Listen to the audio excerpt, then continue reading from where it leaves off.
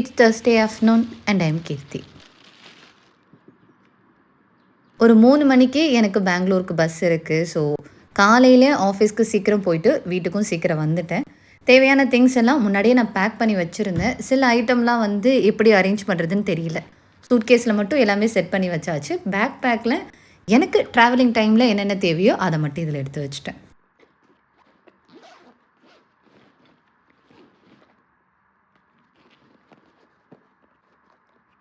பஸ்ஸில travel பண்ணும்போது எனக்கு either பாட்டு கேட்கணும், இல்லன்னா மூவிஸாவது பார்க்கணும். ஏர்போர்ட்ல வந்து சார்ஜ் இல்லன்னா, அது பவர் பேங்க்ல போட்டு சார்ஜ் ஏறுற வரைக்கும் நமக்கு சும்மா இருக்கிறது போர் அடிக்கும். ஸோ எப்போ ட்ராவல் பண்ணாலுமே ஏர்பாடும் எடுத்துப்பேன், என்னுடைய இயர்ஃபோனும் எடுத்துப்பேன். 2மே கையில இருக்கும்.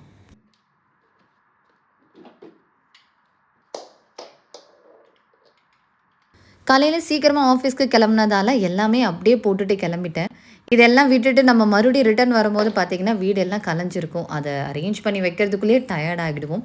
வீடெல்லாம் ஃபுல்லா கிளீன் பண்ணி வச்சுட்டோம்னா, ரிட்டர்ன் வரும்போது கொஞ்சம் வொர்க் கம்மியா இருக்கும்.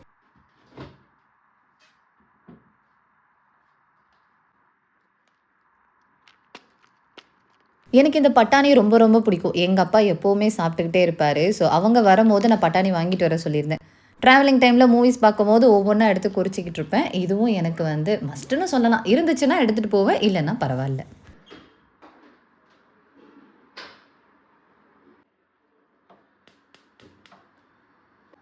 நான் காலையில பிரேக்ஃபாஸ்ட் ஆஃபீஸ் போய் தான் சாப்பிட்டுருந்தேன். 2 இட்லி, 1 வடை. நான் வந்து காலையில அதிகமா சாப்பிட மாட்டேன். மோஸ்ட்டாவே பார்த்தீங்கன்னா, ரொம்ப மைல்டா தான் சாப்பிடுவேன். ஏன்னா காலையில பசிக்காது. ஏதோ ஒரு ஆசையில மசால் வடையும் பெருசா வாங்கிட்டேன். சாப்பிடவே முடியல. அத சாப்பிட்டுட்டு ஒரு காஃபி வேற குடிச்சுட்டேன். அதனால லஞ்ச் நான் சாப்பிடவே இல்ல. ட்ராவல் பண்ணும்போது ஒரு 3 மணிக்கெல்லாம் பஸ் ஏறிடுவோம் இல்லையா? ஸோ பஸ்ஸிலேயே சாப்பிட்டுடலான்னு தான் பார்த்தேன். காலையிலேயே வந்து சப்பாத்தி மாவும் பெசஞ்சு வச்சுட்டேன். சைட் டிஷ்லாம் எதுவுமே செய்யல நானு. வெறும் சப்பாத்தி. இதில வந்து ஆம்லேட் போட்டுட்டு இது 2த்தையும் ஒண்ணா மிக்ஸ் பண்ணி அப்படியே சும்மா ஃபோல்ட் பண்ணி சாப்பிட்டுக்கலாமேன்னு அந்த மாரி தான் ரெடி பண்ணியிருந்தேன்.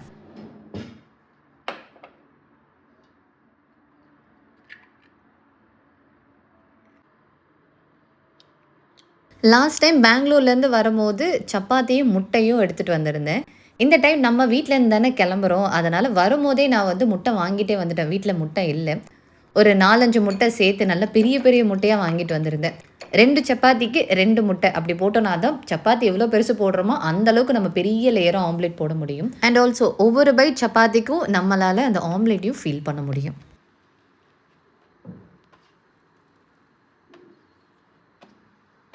நான் லேயர் சப்பாத்திலாம் போடல. அது போட்டோன்னா, இன்னும் கொஞ்சம் ஆம்லேட்டோட போடும்போது ரொம்ப திக்கா இருக்கும். உள்ள ஏதாவது வெஜிடபிள் ஸ்டஃபிங் வச்சோன்னா நல்லாயிருக்கும். பட் இது 2மே பிளெயினுன்றனால திக்கா இருந்தா ரொம்ப ஹார்டா இருக்கும். அதுவும் ட்ராவலிங் டைம்ல முழுங்க முடியாது. கஷ்டமா இருக்கும்.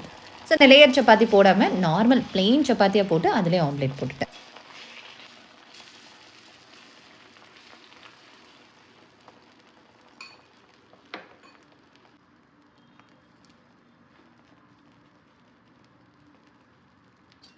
இதுலயே நம்ம வந்து கொஞ்சமா ஆனியன், கேபேஜ், கேரட், கேப்சிகம் இது எல்லாமே லைட்டா சால்ட் அண்ட் பெப்பர் போட்டு மிக்ஸ் பண்ணிட்டு, நடுவுல அப்படியே ஸ்டஃபிங் வச்சோம்னா டேஸ்ட்டு சூப்பரா இருக்கும். சம்டைம்ஸ் நான் அந்த மாரி ட்ரை பண்ணுவேன். பட் இப்போ வந்து அத கட் பண்ணி எடுத்து வைக்கணுமே அப்படின்றதுனால அது செய்யல. பிளெயினாவும் சாப்பிட்டாவும் நல்லாயிருக்கும். பட் அந்த மாதிரி இல்லாம, இன்னும் கொஞ்சம் இது கூட மசாலா ஏதோ சேர்க்கணும் அப்படின்னு நம்ம நெனச்சோம்னா, அத ஆட் பண்ணிக்கலாம்.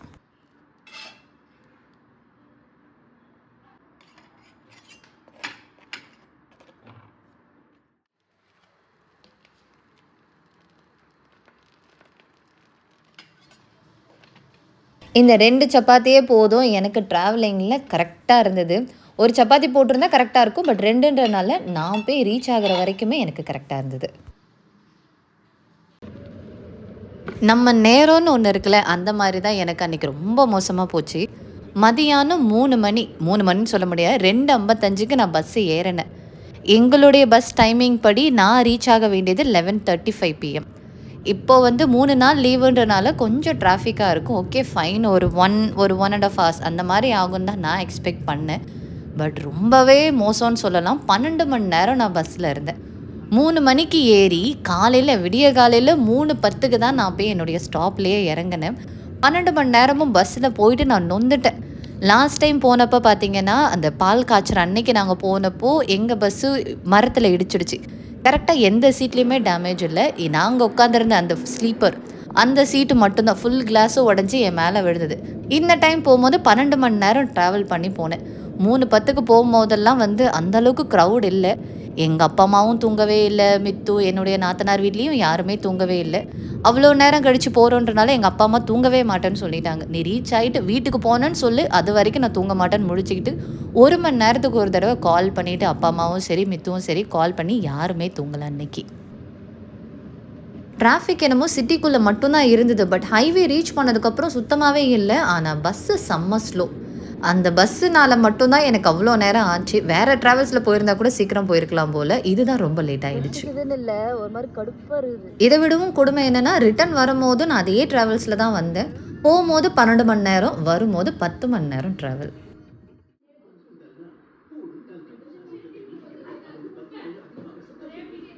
ஃப்ரைடே என்னுடைய சிஸ்டர் இன் லா வீட்ல வரலட்சுமி பூஜைக்கு படைச்சிருந்தாங்க. லாஸ்ட் வீக் செய்யலான்னு பார்த்தது, அப்போ முடியலன்றனால இந்த வீக் தான் செஞ்சாங்க. காலையிலேயே போயிட்டு பால் காய்ச்சிட்டு வந்தேன்னா கஷ்டன்றதுனால, காலையில இந்த படையல் எல்லாமே முடிச்சுட்டு, மதியானத்துக்கு மேல தான் அங்க போய் பால் காய்ச்சவே போயிருந்தோம். இயரிங்ஸ் எல்லாமே வந்து நான் போடுற மாரியே பார்த்து பார்த்து வாங்கி வச்சிருந்தேன். 3மே சூப்பரா இருந்தது. இது எல்லாமே வந்து நான் ஆஃபீஸ்க்கு குட்டி குட்டியா போடுறதுக்கு எப்படி இருக்குமோ, அதுக்கேத்த மாதிரி கரெக்ட்டா இருந்தது.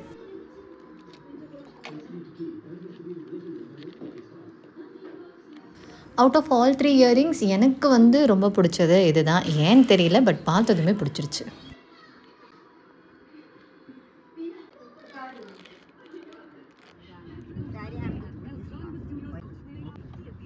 இப்போ பார்த்துருக்க வீடு அக்கா வீட்டுக்கும், என்னுடைய நாத்தனார் வீட்டுக்கும் கொஞ்சம் கிட்டேன்னு சொல்லலாம். ஒரு 20 to 25 மினிட்ஸ் தான் ஆகும். இந்த வீடு வந்து எனக்கு ரொம்ப ரொம்ப பிடிச்சிருந்தது. இதுக்கு முன்னாடி பார்த்துருந்த வீடு அப்போ அவசரத்துக்கு அதுதான் கிடைச்சது. ஓகேன்றனால மூவ் ஆனோம். இப்போ பார்த்துருக்க வீடு நான் எப்படி இருக்கணும்னு எக்ஸ்பெக்ட் பண்ணனோ அந்த மாதிரியே இருந்தது. ரொம்ப சூப்பரா இருந்தது. புது வீடுன்றனால ரொம்பவே கிளீனாவும் இருந்தது. இது கிரவுண்ட் ஃப்ளோர் அண்ட் ஆல்சோ சுத்தி நெறைய மரமாவும் இருந்தது. ரொம்ப வெளிச்சமாவும் இருந்தது. காலை நேரத்தில நீங்க எங்கேயுமே லைட் போடவே வேணாம். லிவிங் ஏரியாவும் ரொம்ப ரொம்ப பெருசு. நெறைய பேர் படுத்து தூங்கலாம். ஒரு ரூமுக்குள்ளேயே ஒரு அட்டாச்டு பாத்ரூம் அண்ட் கிச்சன் எல்லாமே ரொம்பவே வந்து பளிச்சுன்னு இருந்ததுன்னு சொல்லலாம்.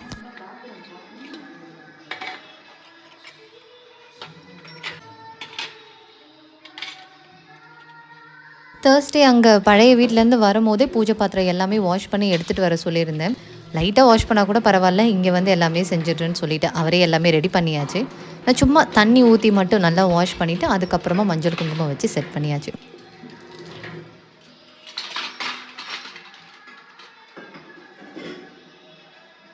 இப்போதைக்கு வந்து சாமி ரூம்னு தனியா எதுவுமே இல்ல. ஸோ கிழக்க பார்த்த மாரி இருந்தது. அந்த சமையல் மேடை மட்டும் தான். வேற எங்கேயும் வந்து சாமி ஃபோட்டோ வச்சு நம்ம செட் பண்ற மாரி இடம் இல்ல. டெம்பரரியா இப்போதைக்கு அந்த இடத்துல தான் நாங்க வச்சிருக்கோம். இதுக்கப்புறமா வந்து வேற பிளேஸ்ல சேஞ்ச் பண்ணி வச்சுருவோம்.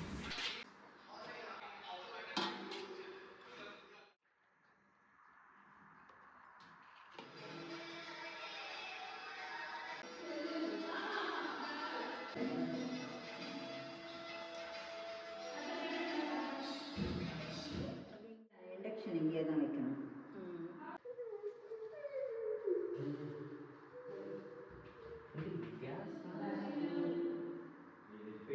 இந்த பூஜை ஐட்டம் எல்லாமே வந்து அந்த வீட்டுக்குன்னு வாங்குனது.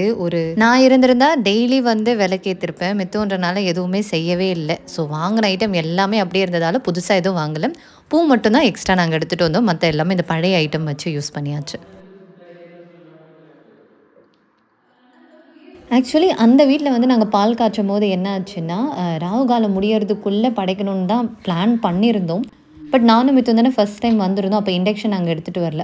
பின்னாடி வரும்போது இவங்க எல்லாருமே எடுத்துட்டு வந்தது தான். ஸோ அந்த டைம்ல வந்து நேரம் முடிய போதுன்னு சொன்னதால ஃபர்ஸ்ட்டு படைச்சுட்டோம். அதுக்கப்புறமா தான் பால் காய்ச்சினது. அப்பவே யோசிச்சது, என்ன இது எல்லாமே ரிவர்ஸ்ல நடக்கிற மாதிரி இருக்கேன்னு. அந்த வீட்டுக்கு போய் ஒரு 2 வீக்ஸ் கூட ஆகல. பட் மாற வேண்டிய சிச்சுவேஷன் வந்துடுச்சு. நாங்க வந்து ஒரு 1 இயர் கிட்டயாவது அங்க ஸ்டே பண்ணணும் அப்படின்னு தான் பிளான் பண்ணியிருந்தோம். பட் இருந்தாலும் இந்த மாதிரி ஆகிடுச்சு. பட் ஓனர் வந்து ரொம்ப ரொம்ப சப்போர்ட்டிவா இருந்தாரு. அவரு வந்து சிச்சுவேஷன் புரிஞ்சுட்டு, "எஸ் நீங்க இங்க இருக்கிறது கொஞ்சம் கஷ்டமா தான் இருக்கும். சரி வராது" அப்படின்னு அவரே ஒத்துக்கிட்டாரு. மித்து எப்படியாவது வீடு மாறியே ஆகணும்னாரு. மாறியாச்சு. அண்ட் ஆல்சோ அவருக்கு வந்து ஆஃபீஸ் பஸ்ல போற மாதிரி இருந்தது. டிராவலிங்கே அவருக்கு வந்து மோர் தென் 1 1/2 ஹார்ஸ். அப் அண்ட் டவுன்னு பார்க்கும்போது ஒரு 3 ஹவர்ஸ் மேலேயாவது ஆச்சு. அவருக்கு சுத்தமா முடியல. இதுவும் ஒரு ரீசன். ஸோ 2மே சேர்த்து அவருக்கு செட் ஆகலன்றதுனால, ஓகே எவ்வளோ சீக்கிரம் முடியுமோ புது வீட்டுக்கு மாறிடலான்னு மாறியாச்சு.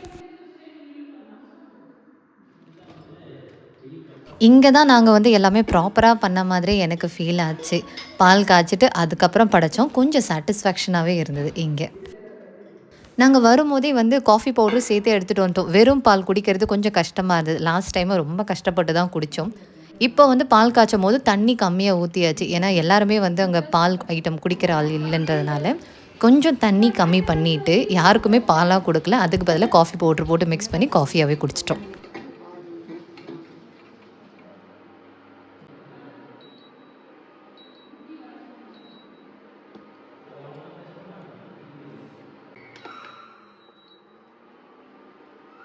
நான் பால் லைட்டா பொங்கி தான் ஊத்துன்னு பார்த்தேன். அது ஃபுல் இண்டக்ஷன்லயுமே ஊத்திடுச்சு. ஸோ கொஞ்ச நேரம் அத எடுத்து வச்சு தொடச்சிட்டு, அதுக்கப்புறம் தான் மறுபடியும் பால் சூடு பண்ணியிருந்தேன்.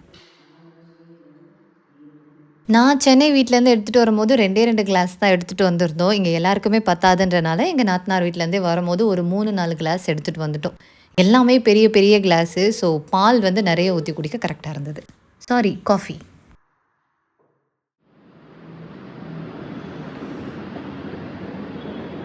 இது வந்து சாட்டர்டே மார்னிங் நானும் மித்துவும் அகெயின் மெட்ரோல தான் போயிருந்தோம். கொஞ்சம் தூரம் போம்போது வந்து க்ரவுட் அதிகமா தெரியல. ஒரு சில ஸ்டாப்லலாம் பார்த்தீங்கன்னா, செம்ம க்ரவுடு சீட்டே இல்ல. எப்போ சீட் கிடைக்கும் அப்படின்ற மாரி வெயிட் பண்ணி தான் போற மாதிரி இருந்தது. பழைய வீட்டுக்கு போயிட்டு திங்ஸ் எல்லாம் எடுத்துட்டு வரணும். ஏன்னா வெள்ளிக்கிழமை அதுவுமா வீட்லேருந்து காலி பண்ணி எடுத்துட்டு வரக்கூடாதுன்றனால சாட்டர்டே தான் போயிருந்தோம். ஒரு 12:30 சம்திங் என்னமோ நாங்க கிளம்பியிருந்தோம். உனக்கு சூப்பரா ஒரு ரெஸ்டாரண்ட்ல லஞ்ச் வாங்கி தரேன்னாரு. முன்னாடி ஒரு ஸ்டாப்லயே இறங்கியாச்சு. அங்கேருந்து ஆட்டோவும் கிடைக்கல, ஒண்ணும் கிடைக்கல. ரொம்ப நேரத்துக்கு அப்புறமா ஒரு ஓலோ ஆட்டோல புக் பண்ணி லஞ்ச் சாப்பிட்டுட்டு, அதுக்கப்புறமா தான் இந்த வீட்டுக்கு நாங்க வந்திருந்தோம்.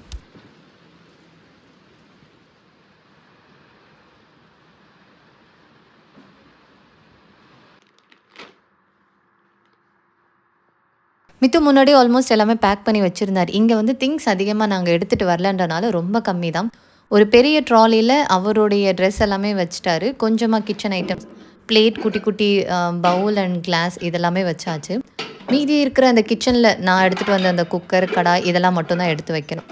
இதுக்கு ஒரு 2 கட்டப்பை இருந்தாலே போதும். அதிலேயே வச்சு எல்லாமே நாங்க டம்ப் பண்ணிட்டோம். ரொம்பவே ஈஸியா இருந்தது. நெறைய திங்ஸ் இருந்தா தான் பேக் பண்றது கஷ்டம். ரொம்ப கம்மின்றனால ஒரு 1/2 அன் ஹவர் கிட்டயே எல்லாமே நாங்க பேக் பண்ணி எடுத்து வச்சாச்சு.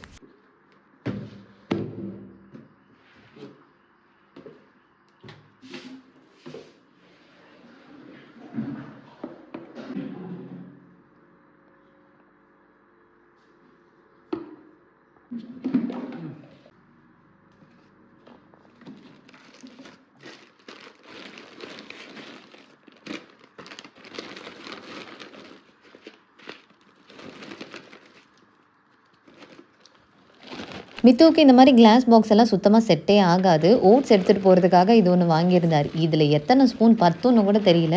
இத்துணூண்டு ஒண்ணு வாங்கிட்டு வந்து வச்சிருக்காரு. இதுதான் அவருடைய காலை டிஃபன் எடுத்துட்டு போறதுக்கான ஒரு டிஃபன் பாக்ஸ்.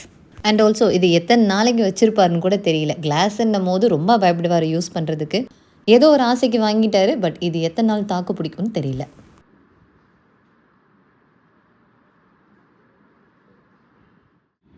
இவ்வளோ தான் நாங்க வந்து அந்த வீட்டுக்கு எடுத்துட்டு போன திங்ஸ். ஸோ பேக் பண்ணவும் ஈஸியா இருந்தது. ரிட்டர்ன் வரும்போது கேப் புக் பண்ணிட்டு வந்துட்டோம்.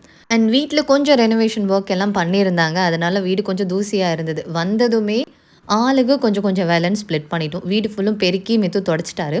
கிச்சன் ஐட்டம்ஸ் எல்லாமே வந்து வாஷ் பண்ணாம யூஸ் பண்ண முடியாத சிச்சுவேஷன்லாம் இருந்தது. வாஷ் பண்ணா தான் நம்ம அத யூஸ் பண்ண முடியும். அப்படின்ற ஒரு கட்டாயமும் இருந்தது. ஸோ கிச்சன் ஃபுல்லாவே எல்லாமே தொடச்சு கிளீன் பண்ணிட்டு, அதுக்கப்புறமா எல்லா பாத்திரமே நான் வாஷ் பண்ணி வச்சுட்டேன். எடுத்துட்டு போம்போது ரொம்ப கம்மியா இருந்த மாரி தான் இருந்தது. அதுக்கப்புறம் வாஷ் பண்ணிட்டு பார்த்தா, அவ்ளோ பாத்திரம் இருந்தது அங்க.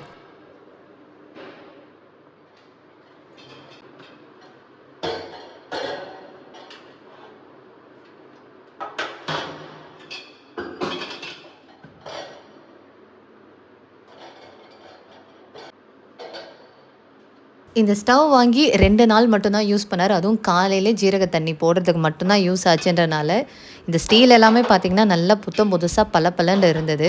வெறும் அந்த பர்னர் மட்டும் தான் கலர் மாறி இருந்தது. இது ஏன் மாறுச்சுன்னு தெரியல. மைட் பி இந்த கலர் வாங்குனா அது இப்படி தான் இருக்குமா என்னன்னு தெரியல. பட் இது மட்டும் கலர் மாறிடுச்சு.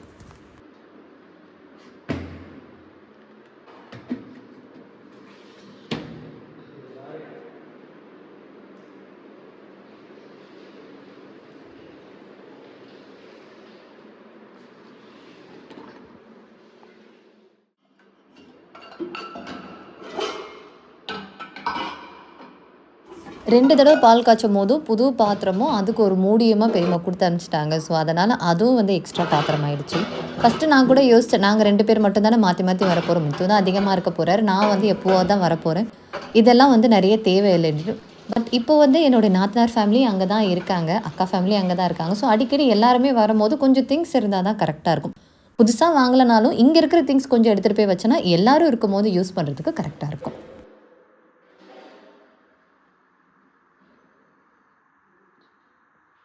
இந்த கிச்சன் பார்க்கும்போது எனக்கே ரொம்ப ரொம்ப ஆசையா இருக்கு. என்னுடைய கிச்சன் எந்த அளவுக்கு நல்லா பிரைட்டா இருக்கணும்னு எக்ஸ்பெக்ட் பண்ணனோ, அப்படியே ஆப்போசிட்டா இருக்கும் சென்னையில இருக்கிற வீட்டுடைய கிச்சன்.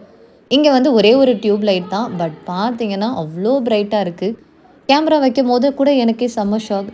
நம்ம எக்ஸ்பெக்ட் பண்ண மாதிரி அங்க கிடைக்கல. பட் ஆனா இங்க கிடைச்சிருக்கு. இங்க வந்து நம்ம அதிகமா வரப்போறதில்ல. வீக்கெண்டு இல்ல ஏதாவது ஒரு டைம் தான் வரப்போறோம். பட் இந்த வீடு அழகா இருக்கு. அந்த கிச்சன் வந்து நல்லா இல்லன்னு சொல்ல மாட்டேன். பட் கிச்சன் வந்து கொஞ்சம் டல்லா இருக்கு. அவ்வளோதான்.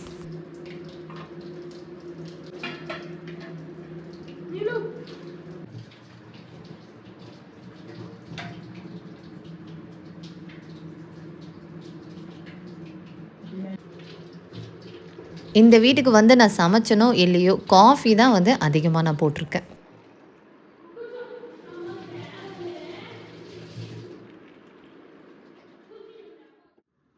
தேர்ஸ்டே ஆஃப்டர்நூன் ஸ்டார்ட் ஆனது. ட்ராவலிங்லேயே தான் இருக்கிறேன். அங்க வீட்டுக்கு போயிட்டும் புது வீடு, பழைய வீடு ஷிஃப்ட் பண்ணுறதுன்னு வேலை மாத்தி மாத்தி இருந்துட்டே இருந்தது.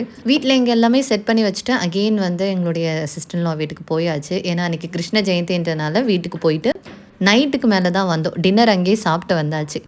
இங்க வந்து ஃப்ரிட்ஜ்லாம் இன்னும் எதுவுமே நாங்க வாங்கவே இல்ல.